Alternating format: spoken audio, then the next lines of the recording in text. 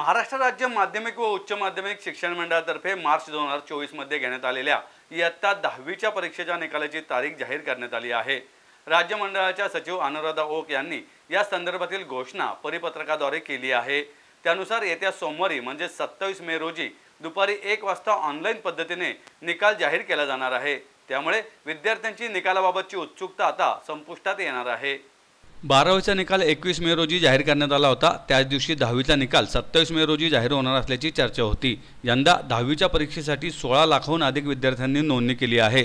विद्यार्थी दुपारी 1 वाजल्यापासून ऑनलाईन निकाल पाहू शकतात। ऑनलाईन निकालानंतर 10वीच्या परीक्षेत प्रविष्ट झालेल्या विद्यार्थ्यांस स्वतःच्या अनिवार्य विषयांपैकी कोणत्याही विशिष्ट विषयात त्याने संपादित केलेल्या गुणांची गुणपडताळणी, उत्तरपत्रिकांच्या छायाप्रती पुनर्मूल्यांकनासाठी संबंधित विभागातील मंडळाकडे ऑनलाईन पद्धतीने मंडळाच्या अधिकृत संकेतस्थळावर स्वतः किंवा शाळेमार्फत अर्ज करता येणार आहे।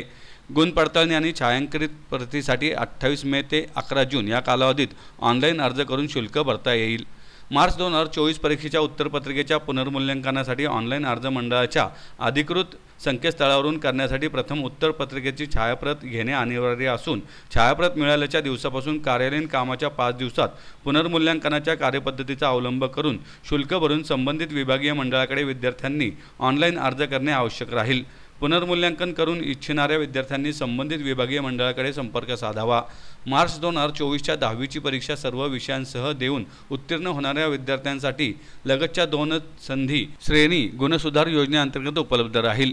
जुलै-ऑगस्ट 2024 मध्ये आयोजित करण्यात येणाऱ्या 10वीच्या पुरवणी परीक्षेसाठी पुनर्परीक्षार्थी व श्रेणी सुधार विद्यार्थ्यांसाठी 31 मे पासून मंडळाच्या संकेतस्थळावरून ऑनलाईन अर्ज भरून घेण्यात येणार आहेत। त्याबाबतचे परिपत्रक स्वतंत्रपणे निर्गमित करण्यात येणार आहे।